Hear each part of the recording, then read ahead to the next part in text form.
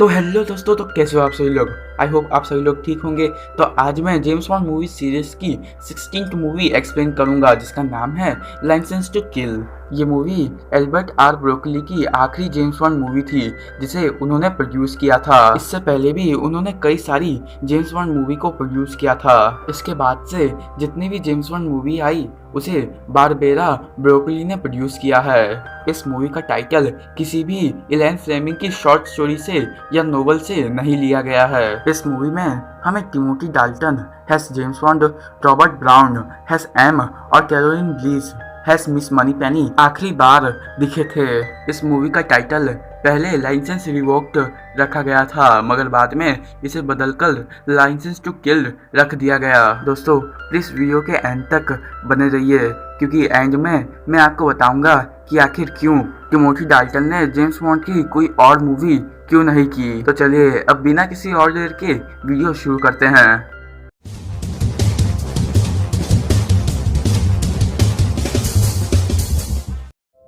तो मूवी के स्टार्ट में हम जेम्स बॉन्ड को देखते हैं जो अपने DEA एजेंट, जो पहले CIA एजेंट भी थे, फिलिक्स लाइटर की शादी में जा रहे थे। इसी वक्त बाकी के DEA एजेंट्स एक बहुत बड़े ड्रग लॉर्ड जिसका नाम फ्रांस सेंचेस है उसे की वेस्ट फ्लोरिडा में देखते हैं जहां पर वो अपनी पत्नी को बेड पर किसी और के साथ देखता है। सेंचेस अपने वफादार आदमी डेरियो को कहता है कि उस आदमी का वो दिल निकाल के दे। सेंचेस अपनी पत्नी को ऐसा करने के लिए बहुत बुरी तरह से मारता है। यहाँ DEA कोस्टल गार्ड्स के साथ एक हेलीकॉप्टर भेजते हैं ताकि जेम्स बॉन्ड और फिलिक्स लाइटर सेंचेस को पकड़ सके। सेंचेस DEA को देखकर एक प्लेन लेकर भागने लगता है लेकिन जेम्स बॉन्ड और फिलिक्स लाइटर हेलीकॉप्टर से जैसे तैसे करके सेंचेस को पकड़ लेते हैं। यहाँ जेम्स बॉन्ड और फिलिक्स सेंचेस को कोस्टल गार्ड्स को देखकर पैराशूट लेकर शादी वाले जगह पर कूद जाते हैं। फिर इसके बाद DEA एजेंट क्लीफर सेंचेस को फेडरल कस्टडी से भगा ले जाते हैं क्योंकि सेंचेस ने क्लीफर से वादा किया था कि अगर वो उसे भगा ले जाता है तो वो उसे $2 मिलियन देगा। यहाँ फिलिक्स अपनी पत्नी डेरा के साथ हनीमून मना रहा होता है कि तभी डेरियो कुछ गुंडों के साथ फिलिक्स लाइटर को पकड़ के सेंचेस के पास ले जाता है। सेंचेस लाइटर को पकड़वाने का और जेल में डलवाने के लिए शार्क से उसके पैर का नीचे वाला हिस्सा कटवा देता है। जब जेम्स बॉन्ड को पता चलता है कि सेंचेस भाग गया है तो जेम्स बॉन्ड फटाफट फिलिक्स के घर जाते हैं जहां पर वो देखते हैं कि डेला को उन लोगों ने मार दिया है। यहाँ जेम्स बॉन्ड को एक नोट मिलता है जिसमें लिखा होता है कि वो उस चीज से असहमत था जिसने उसे खा लिया। इस मूवी का कुछ पार्ट इलैन फ्लेमिंग की novel Live and Let Die से बिलोंग करता है जिसमें जेम्स बॉन्ड उन सबसे बदला लेते हैं जिसने उनके दोस्त को टॉर्चर किया है। यहाँ मूवी में जेम्स बॉन्ड सबसे पहले अपना बदला क्लीफर से लेते हैं जिसे वो उसी शार्क वाले टैंक में डालते हैं जिसमें फिलिक्स को डाला गया था। फिर इसके बाद जेम्स बॉन्ड सेंचेस के बिल्कुल नए ड्रग शिपमेंट को बर्बाद करके सेंचेस के $5 मिलियन चुरा कर ले जाते हैं।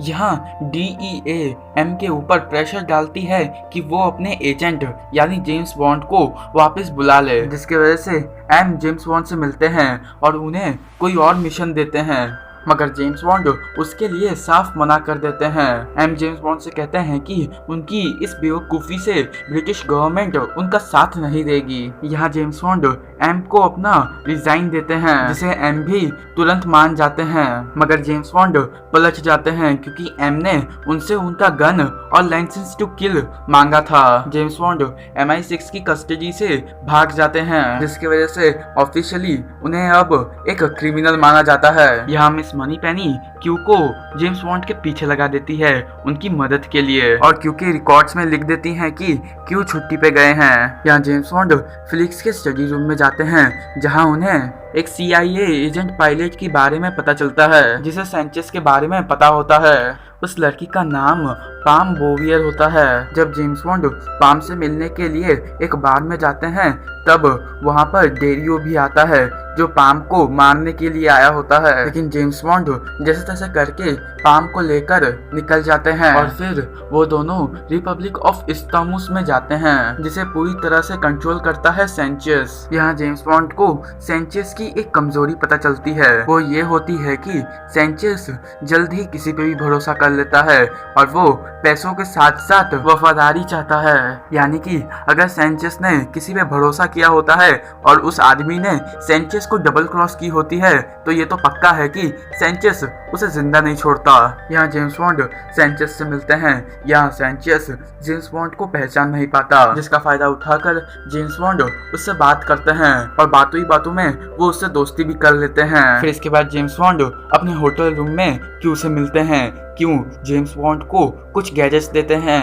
उन गैजेट्स से जेम्स बॉन्ड सेंचेस को मारने ही वाले होते हैं कि तभी कुछ निंजास उन्हें ऐसा करने से रोक देते हैं और उन्हें बेहोश करके अपने साथ लेके जाते हैं। हमें पता चलता है कि ये निंजास असल में हांगकांग नारकोटिक्स एजेंट्स हैं और वो लोग जेम्स बॉन्ड को सेंचेस को मारने के लिए इसलिए रोकते हैं क्योंकि सेंचेस ने बहुत बड़ा ड्रग शिपमेंट अमेरिका में लेके जाने वाला है, जिसे वो लोग रंगे हाथ पकड़ेंगे और उसे सिर्फ सेंचेस ही बाहर निकाल सकता है, जिसके लिए सेंचेस का जीना जरूरी है। वो एजेंट्स जेम्स बॉन्ड को MI6 के एजेंट को देने वाले होते हैं कि तभी सेंचेस अपनी पूरी आर्मी के साथ उन पे हमला करता है, जिसमें वो सभी लोग मारे जाते हैं सिवाय जेम्स बॉन्ड के। जब जेम्स बॉन्ड को होश आता है तब जेम्स बॉन्ड सेंचेस को समझाते हैं कि वो लोग हांगकांग नारकोटिक्स एजेंट्स थे जो तुम्हें मारने वाले थे, लेकिन मैं बीच में आ गया जिसके वजह से वो तुम्हें नहीं मार पाए। सेंचेस को जेम्स बॉन्ड पे भरोसा होने लगता है। जेम्स बॉन्ड सेंचेस से कहते हैं कि तुम्हें मरवाने के पीछे तुम्हारे अपने हैं और बातों ही बातों में जेम्स बॉन्ड सेंचेस को क्रिस्ट का नाम दे देते हैं। क्रिस्ट सेंचेस के सभी ड्रग्स को सप्लाई करता है, जिसके सामने से जेम्स बॉन्ड ने उसके सभी ड्रग्स को बर्बाद कर दिया था और साथ ही साथ $5 मिलियन लेके भाग गए थे। क्रिस्ट इसके बारे में सेंचेस को बताता है कि एक आदमी आया और उसने ये सब किया और साथ ही साथ उसके $5 मिलियन चुरा के भी ले गया। यहाँ बिना किसी को पता चले जेम्स बॉन्ड क्रिस्ट के यॉट में जाकर वो $5 मिलियन क्रिस्ट के लॉकर में डाल देते हैं। जब सेंचेस उन पैसों को लॉकर में देखता है तब उसे लगता है कि क्रिस्ट ने उसे डबल क्रॉस किया है, जिसकी वजह से सेंचेस क्रिस्ट को बहुत ही बेरहमी मौत मारता है। इसी बीच पाम जेम्स बॉन्ड को पसंद करने लगती है और उसी की तरह लूप यानी सेंचेस की वाइफ भी जेम्स बॉन्ड को पसंद करती है। यहाँ सेंचेस जेम्स बॉन्ड पे पूरी तरह से भरोसा करता है। यहाँ सेंचेस जेम्स बॉन्ड को अपने साथ अपने बेस पे लेके जाता है, जहाँ जेम्स बॉन्ड देखते हैं कि सेंचेस के साइंटिस्ट कोकीन को केमिकली एक पेट्रोल जैसा बना देते हैं, जिसे वो कोस्ट गार्ड्स को ईंधन दिखाकर अपने एशियन ड्रग डीलर्स को बेच सकेंगे। यहाँ जेम्स बॉन्ड को ये भी पता चलता है कि एक नकली टीवी चैनल रिलीजियस के नाम पर, जिसमें एक नकली होस्ट प्रोफेसर जॉय बटचर सेंचेस के कस्टमर्स को बातों ही बातों में बताता है कि सेंचेस अपने ड्रग्स के कितने पैसे मांग रहा है। यहाँ डेरियो जेम्स बॉन्ड को पहचान जाता है और इससे पहले सेंचेस जेम्स बॉन्ड को मारता जेम्स बॉन्ड सेंचेस के बेस पर आग लगा देते हैं, जिससे वो आग धीरे धीरे बढ़ने लगती है। यहाँ पाम भी आ जाती है जेम्स बॉन्ड की मदद के लिए और वो दोनों मिलके डेरियो को एक बहुत बड़े कोकिन ग्राइंडर में डाल देते हैं। जेम्स बॉन्ड और पाम मिलके सेंचेस के बेस को पूरी तरह से तबाह कर देते हैं, लेकिन सेंचेस 4 बड़े ट्रक्स जिसमें वही कोकिन जिसे पेट्रोल जैसा बनाया गया है उसे लेकर भागने लगता है। यहाँ जेम्स बॉन्ड पाम की मदद से 3 ट्रक्स को तबाह कर देते हैं और जब वो सेंचेस के चौथे ट्रक को तबाह करने जाते हैं तो ट्रक ही अनबैलेंस होकर पलट जाता है, जिससे वो कोकिन जो पेट्रोल जैसा है वो सेंचेस के ऊपर गिरता है। लेकिन सेंचेस उठ खड़ा होता है और वो एक मैचेट लेकर जेम्स बॉन्ड को मारने ही वाला होता है कि तभी जेम्स बॉन्ड एक सिगरेट लाइटर निकालते हैं जो उन्हें डेला और फ्लिक्स ने दिया था अपनी वेडिंग में बेस्ट मैन के गिफ्ट के लिए। जेम्स बॉन्ड उससे सेंचेस के ऊपर आग लगा देते हैं। यहाँ सेंचेस जलते चलते ट्रक के टैंकर के पास आ जाता है, जिससे वो टैंकर फट जाता है। फिर इसके बाद जेम्स बॉन्ड पाम और क्यू सेंचेस के रेजिडेंस पार्टी में जाते हैं जहां जेम्स बॉन्ड को फिलिक्स का फोन आता है, जो उन्हें बताते हैं कि एम तुम्हें तुम्हारी जॉब वापस कर रहे हैं, जिसका जेम्स बॉन्ड कोई जवाब ना देते हुए फोन रख देते हैं। यहाँ लूप जेम्स बॉन्ड के पास आती है और वो जेम्स बॉन्ड को थैंक्स कहती है कि उन्होंने सेंचेस को खत्म कर दिया, जिससे अब वो भी आजाद हैं। लूप जेम्स बॉन्ड को किस करती है, जिसे देखकर पाम बहुत जलती है और वो नीचे पूल के पास आ जाती है, जिसे देखकर जेम्स बॉन्ड पाम के पास जाते हैं और उसे मनाकर उसे किस करते हैं और यहीं पे ये मूवी एंड हो जाती है।